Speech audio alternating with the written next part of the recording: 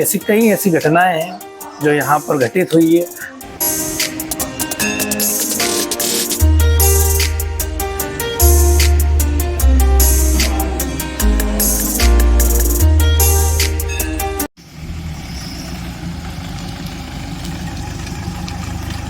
नमस्कार दोस्तों, सुबह के 4 बज चुके हैं और हम लोग निकल रहे हैं इंदौर शहर से नलखेड़ा के लिए।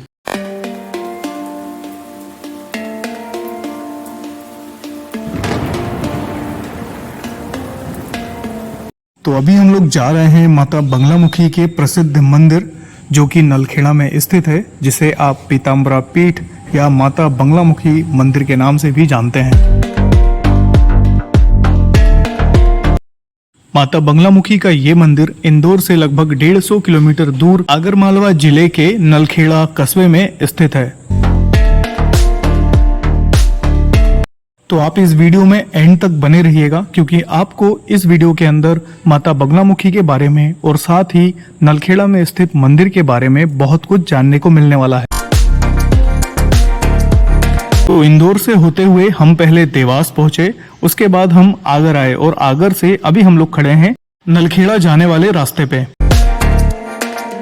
हम लोग इंदौर से अंधेरे में निकले थे और अभी थोड़ा सा उजाला हुआ है और हम लोग रुके हैं चाय नाश्ता करने के लिए। तो यहाँ पर जो लोकल एक शॉप है वहाँ पे हम लोग रुक कर चाय नाश्ता करते हैं। और मैं आपको एक चीज और बता देता हूँ, आप यहाँ तक स्टेट हाईवे जो कि राज्य राजमार्ग होता है वो 27 लगता है, उससे होते हुए आप नलखेड़ा तक पहुंचते हैं। अब बस से नलखेड़ा तक आना चाहते हैं तो आपको इंदौर से आगर या फिर नलखेड़ा के लिए डायरेक्ट बस मिल सकती है। और अगर आप ट्रेन से नलखेड़ा तक आना चाहते हैं माता के दर्शन के लिए तो आपको उज्जैन रेलवे स्टेशन और इंदौर रेलवे स्टेशन पास पड़ेंगे, जिसमें उज्जैन रेलवे स्टेशन आपको ज्यादा पास पड़ेगा। और आप उज्जैन से बस या कैब करके यहाँ तक आ सकते हैं। और अगर आप खुद के वाहन से यहाँ तक आना चाहते हैं तो आपको बहुत ही अच्छी रोड देखने को मिल जाती है, जिससे आप आसानी से यहाँ तक पहुँच सकते हैं। हम लोग मंदिर के बहुत पास आ चुके हैं। इस नदी को क्रॉस करते ही हम लोग मंदिर के करीब पहुंच जाएंगे। और अगर इस नदी की बात की जाए तो इस नदी का नाम लखुंदर नदी है और इसी नदी के किनारे पर बसा हुआ है माता बगलामुखी का मंदिर।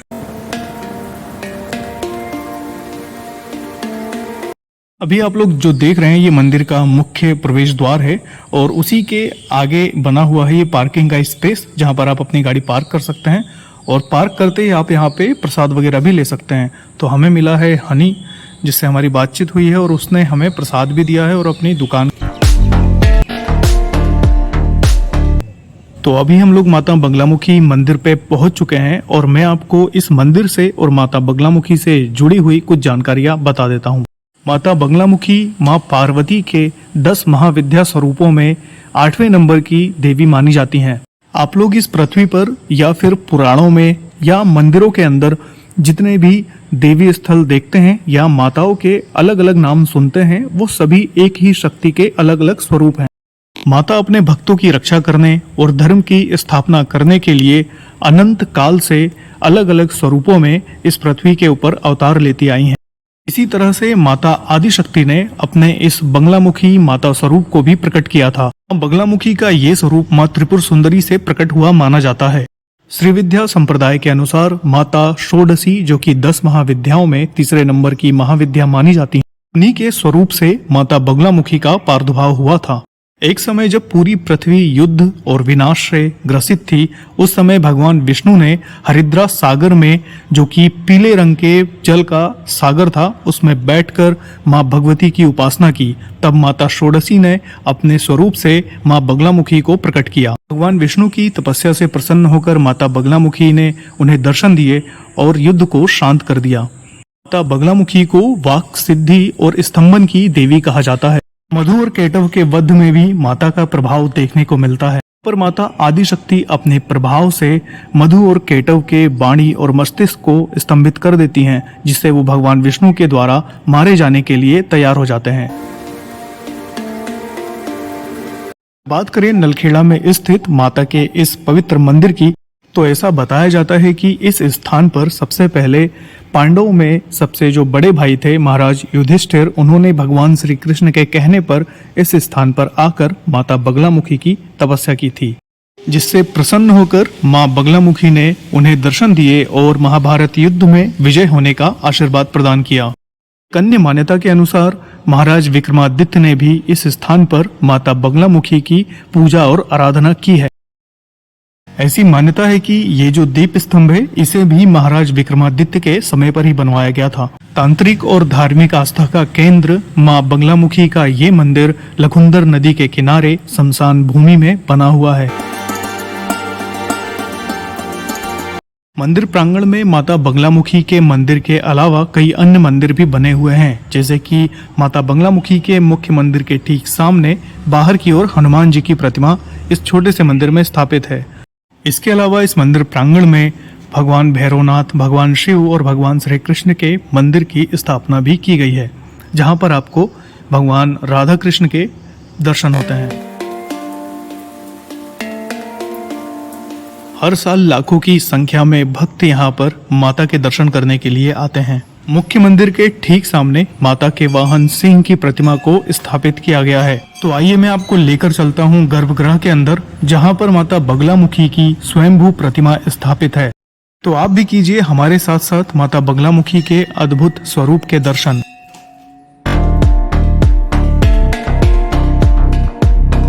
मंदिर में मां बगलामुखी 3 रूपों में विराजमान हैं: माता महालक्ष्मी, माता बगलामुखी और माता महासरस्वती। मध्य में माता बगलामुखी विराजमान है। उनके सीधे हाथ पर माता महालक्ष्मी और उल्टे हाथ पे माता महासरस्वती की प्रतिमा विराजमान है। माता के स्वरूप और मंदिर के विषय में हम आपको और अधिक जानकारी आगे देने वाले हैं।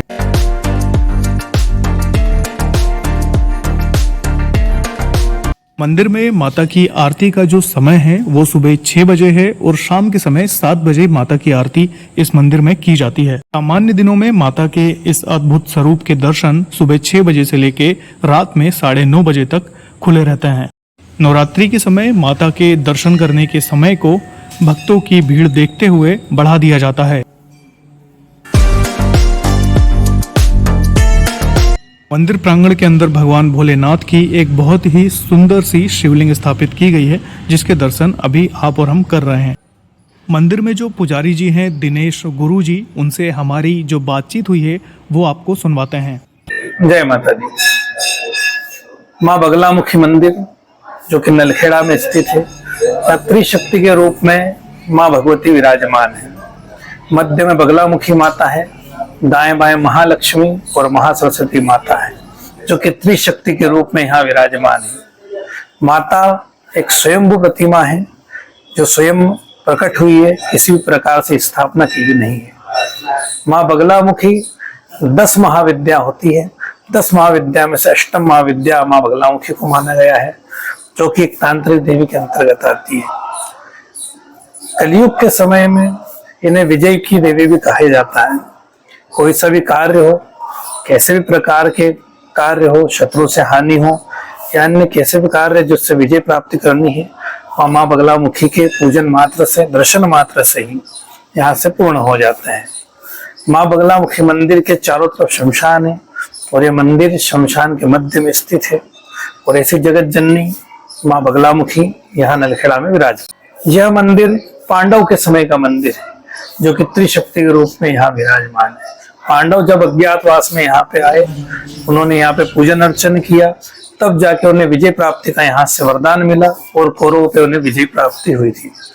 यहाँ पर निरंतर विजय प्राप्ति करने के लिए हवन, अनुष्ठान इत्यादि चलते हैं, ताकि हर कार्य जो कि हो नहीं रहा है या किसी प्रकार से विजय प्राप्ति से संबंधित हो, न्यायालय से संबंधित हो, कृषि से संबंधित हो, ऐसे कोई भी कार्य हो, माँ भगवती के अनुष्ठान हवन उनके अर्चन से, उनके दर्शन से यहाँ पूर्ण हो जाते हैं।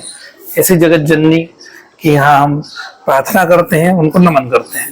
माँ बगलामुखी में कई ऐसी घटनाएं घटित भी हुई है, जो कि हमने कई बार अनुभव किया है।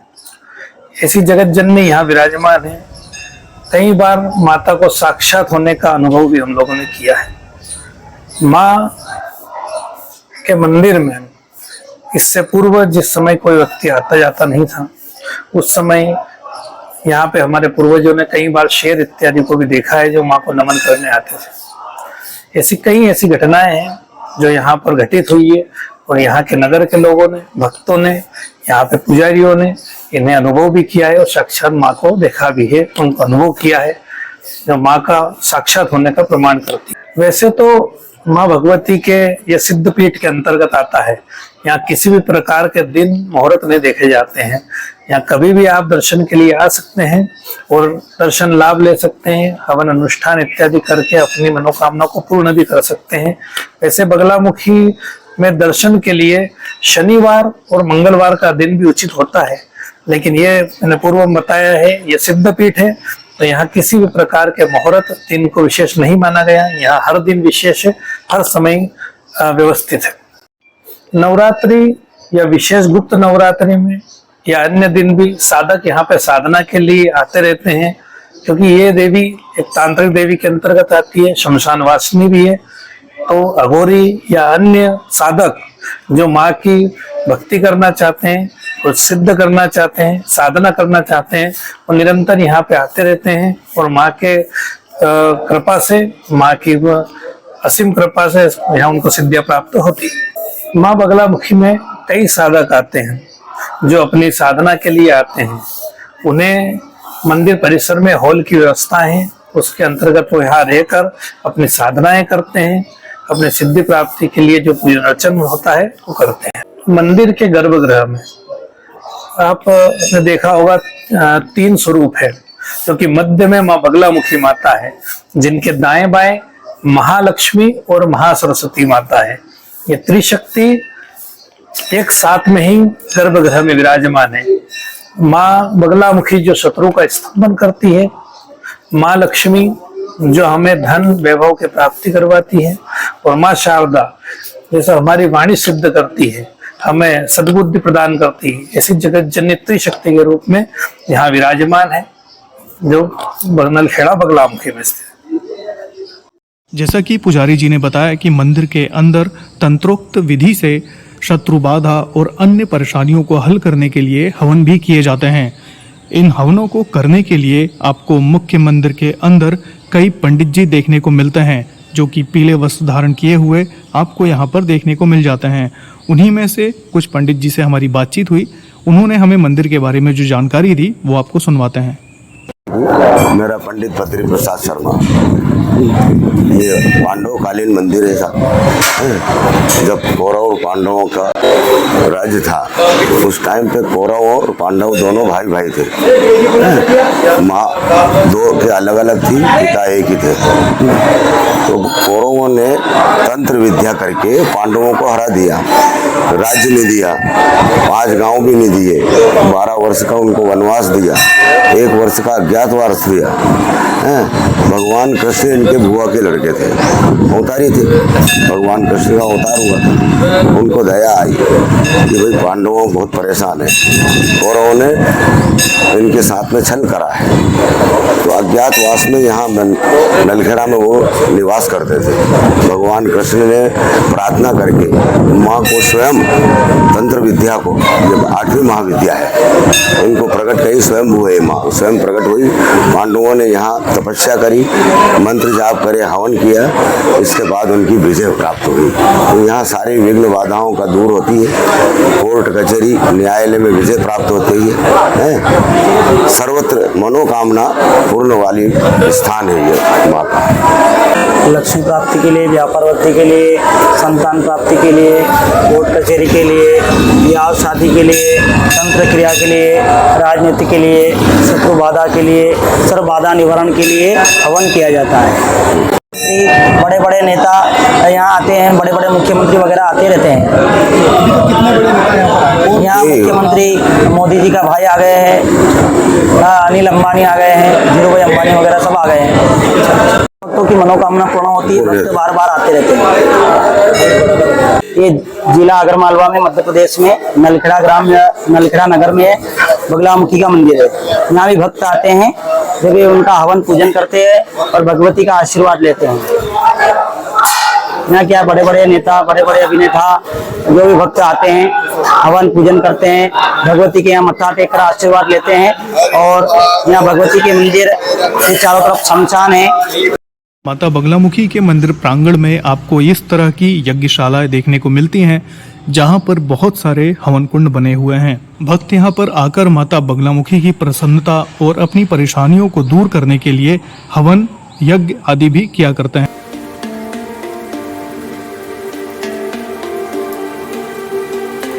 दर्शन करते, हवन पूजन करते हैं, भगवती उन्हें विजयश्री का आशीर्वाद दिलाती है। मंदिर के जस्ट पीछे नदी है और मंदिर के आसपास चारों तरफ शमशान है। पीली मिठाई, पीले फल, सारी चीजें पीले ही यूज की जाती है। आप जो मेरे पीछे देख रहे हैं ये लखुंदर नदी है, जिसके किनारे पे माता का ये धाम बसा हुआ है। पहले इस नदी का नाम लक्ष्मणा नदी हुआ करता था। यहाँ पे भक्त जो भी आते हैं 350 की एक रसीद कटती है और 21 रुपये उसकी हवन की दक्षिणा है। जो सामग्री वगैरह साहित्य ब्राह्मण देता सब जोड़ाते हैं और सभी भक्त आकर अपनी मनोकामना पूर्ण करते हैं और भगवती विजयश्री का आशीर्वाद दिलाती है। यहाँ बगलामुखी के मूल मंत्र से ओम ह्लीं बगलामुखी सर्वदुष्टान वाचम मुखम पदम स्तंभे जीवांग कीले बुद्धि विनाशाय, इस मंत्र के द्वारा हवन पूजन किया जाता है और शाबर मंत्र द्वारा, तंत्र मंत्र द्वारा हवन पूजन किया जाता है और संपन्न किया जाता है। भगवती भक्तों को विजयश्री का आशीर्वाद दिलाती है और भक्तों की मनोकामना पूर्ण करती है। हवन तो छोटा सा ही स्वरूप है, लेकिन क्या है बगलामुखी का जो मूल मंत्र उसके 1.25 लाख मंत्र जाप होते हैं। कितने होते हैं? 1.25 लाख मंत्र जाप। फिर उसके बाद उसका दशांत हवन होता है और जैसे 36,000 है, 51,000 है, ये इसके मंत्र जाप होते हैं। मंत्र जाप हो जाने के बाद तो इसका प्रायश्चित जाप हो जाने के बाद इसका हवन पूजन किया जाता है। करा रहे हैं, कोई 5 लाख करा रहे हैं, कोई 11 लाख करा रहे हैं। जिनकी जो भक्तों की श्रद्धा होती है, जितना जो भक्त चाहते हैं कि हम इतना कराना है तो इतना ही किया जाता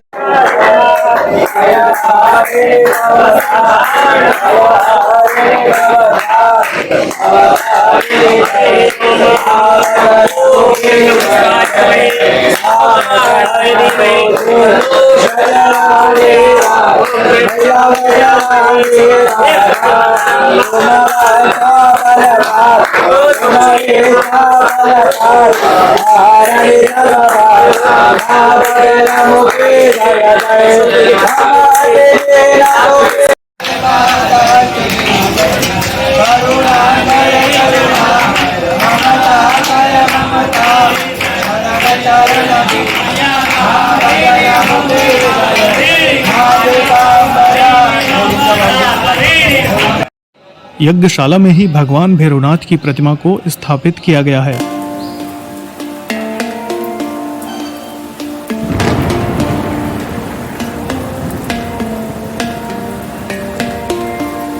इसके साथ ही मंदिर प्रांगण में भी भगवान भैरवनाथ का एक मंदिर बना हुआ है, जिसमें भगवान भैरवनाथ की प्रतिमा स्थापित है।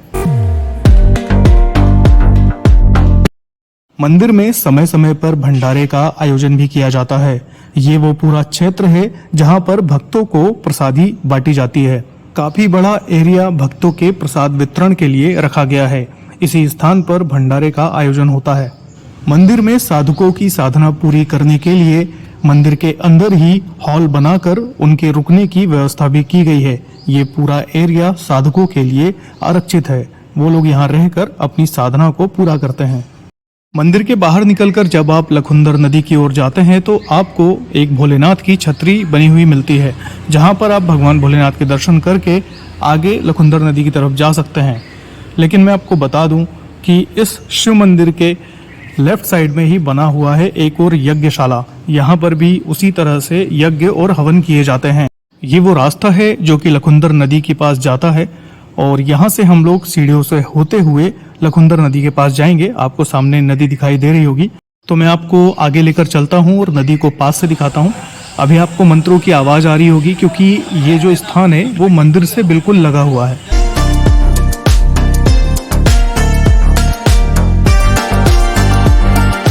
तो अभी आप लोग जिस नदी को देख रहे हैं इसे लखुंदर नदी कहा जाता है और आपको जो ये पूरा क्षेत्र दिखाई दे रहा है, इस नदी के दोनों साइड पे शमशान घाट बने हुए हैं। माता बगलामुखी के मंदिर में दर्शन करने के बाद हम यहाँ से निकलने ही वाले थे पर हमें हनी ने बताया कि यहाँ पर भगवान गणेश की 500 साल पुरानी गोबर से बनी हुई एक प्रतिमा है। जिसके बाद हम हनी के साथ भगवान श्री गणेश के दर्शन करने के लिए इस मंदिर में आते हैं।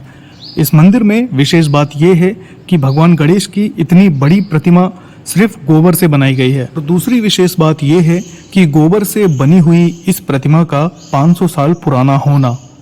भगवान गणेश की इस प्रतिमा के बारे में नलखेड़ा और उसके आसपास के क्षेत्रों में लोगों के अंदर बहुत श्रद्धा और भक्ति है। तो फ्रेंड्स, आपको हमारी ये वीडियो कैसी लगी आप हमें कमेंट करके जरूर बताइएगा। और अगर आपने हमारे चैनल को सब्सक्राइब नहीं किया है तो please do subscribe our channel, क्योंकि इसी तरह की और भी वीडियो आपके पास तुरंत पहुंच जाएगी और हमें मोटिवेशन मिलेगा इसी तरह की और भी वीडियोस लेकर आने का। तो हम आपको मिलते हैं अपनी अगली वीडियो में, तब तक के लिए जय सिया राम।